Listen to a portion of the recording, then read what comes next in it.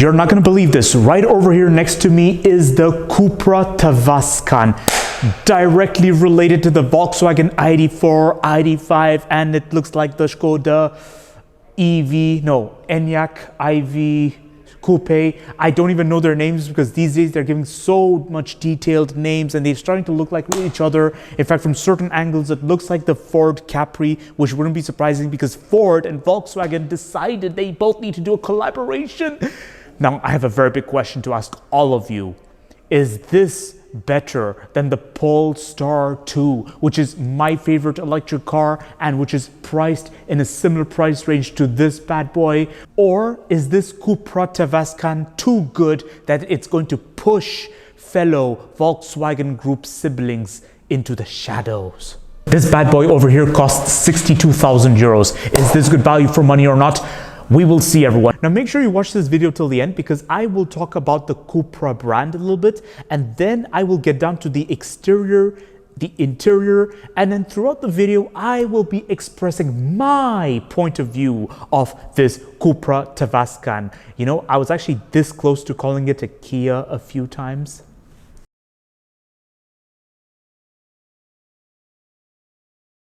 Hello everyone, AutoChamp Wandlin over here. Now, when it comes to the Cupra brand, they actually started off as a, let's say, trim level of Seat cars. They were supposed to be sporty versions of Seat cars. So the philosophy is very similar to Abarth. This was the life of Cupra. They started off as a trim level of Seat cars and then they climbed up the ladder pretty quickly to a point where they seem to be pushing Seat cars into the shadows because now it's been ages since I last saw a Seat car. The only Seat car I see almost every day is the Ibiza, but apart from that, they all vanished. Which brings me down to the name of this car, Tavascan. Tavascan. I don't know, the name sounds like some movie like Narnia or Aragon or I don't know. When I hear the name Tavascan, I'm thinking of some fictitious movie. This is something like Narnia. So now let's talk about the front of this Cupra Tavascan. I don't know if it's just me, but from certain angles, it looks very Lamborghini-ish, and that shouldn't be surprising because the Lamborghini is part of the Volkswagen Group.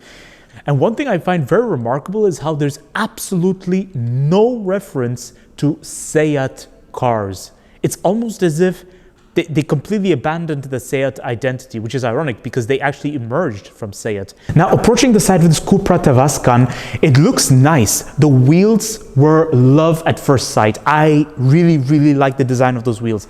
I don't know what is it about the Cupra brand, but they have the best wheel designs. There's just something about them that's so appealing. From this angle, it reminds me of Porsche a little bit. It reminds me of the wheels they gave to the Porsche Taycan. I like it. But then as you look at the design, I find it really suspicious, guys, because it really reminds me of the Ford Capri from the side. I don't know, like, is it just me or is this a Ford Capri on the side? I find it pretty cool how they managed to design the rear lights and blend it right away with the spoiler right over here. The spoiler in black, whilst the body paint is right here in dark gray or something. This is nice. This is really interesting how they've gone about it. But to have the Cupra badge in red as well and to have it in this position, I don't know what is it about certain Seat cars and Cupra cars, but they remind me of bumper cars a bit, because I remember when I was a kid, bumper cars would always have this one single red light right in the middle. Over here is the door handle. To open the door, it's very similar to other Volkswagen ID models. Well, basically most electric cars in the Volkswagen Group. Now towards the interior, this is where things get very interesting, because this has to be the very first time that for a car of 62,000 euros, I see a middle area that's very simple with only the hazard lightings there. And I'm going to be very honest with you all.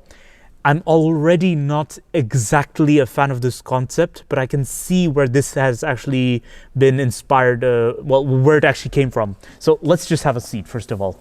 This trim over here gets in the way. We're covering the wireless telephone recharge and this little storage space. I think this bit of trim was unnecessary, if I'm being honest. But then at the other side of the scale, I see that they've tried to make it very Cupra-ish. They tried to give it a really strong Cupra identity. But the Volkswagen Group have been known for their practical design. They've been known to be practical. But ever since the pursuit of environmental initiatives, I'm under this impression that they've gone a bit too artistic. And this approach has kind of compromised practicality in my perspective, in my view.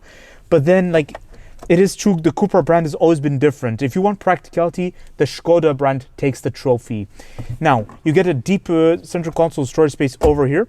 You get 2 cup holders right over here, and they're surrounded by this nice material, which is rather squidgy. That's good. The steering wheel is very pleasant to hold on to. The Volkswagen Group have one of the best steering wheel. That is something that cannot be denied. But one thing I just don't really, I'm not really a fan of is the tiny instrument cluster. I prefer big instrument clusters. They kept the transmission right over here, like most other electric Volkswagen cars. The infotainment system is massive. That's where you have all the gadgets. So that's where you have the climate control, navigation. This is good. Easy to navigate around the menu.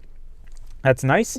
It's very engaging. I like it. The Volkswagen Group and BMW, they have the best infotainment system in the automotive industry.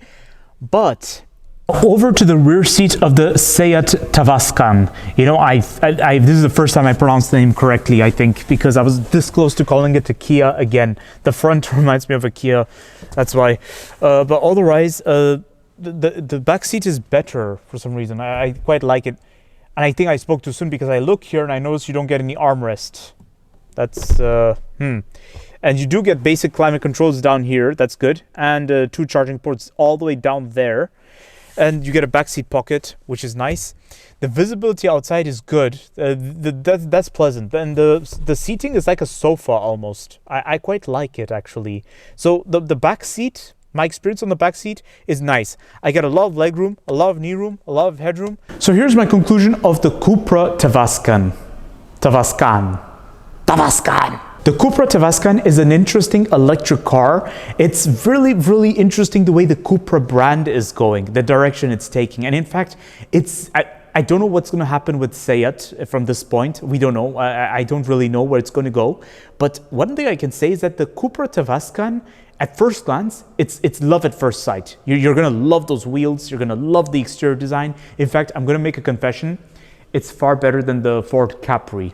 I'm not gonna lie, it does look like the Ford Capri, which is something I'm not a fan of, but then at the same time, it's better, actually. It's good. I'm quite impressed. But as soon as I sit in the interior, as soon as I sit inside, I'm under the impression someone tried to imitate Lamborghini, but forgot to put the buttons onto that bit of trim which only has the hazard lights on it. What was the deal with that? I just don't get it. The front looks like an imitation of Lamborghini too. There's no reference to Seat for some reason, which is ironic because they were born from the Seat brand. Now, to answer the big questions, first of all, does this beat the Polestar 2? Yes and no. Yes, it does in certain senses that it is an interesting alternative. It is bigger, slightly taller than the Polestar 2 and perhaps slightly more spacious by the interior, because the Polestar 2 visually looks like someone bought a Volvo S60 or something and then gave it a bigger suspension or something, made it look like a crossover SUV, making it look all cross-country.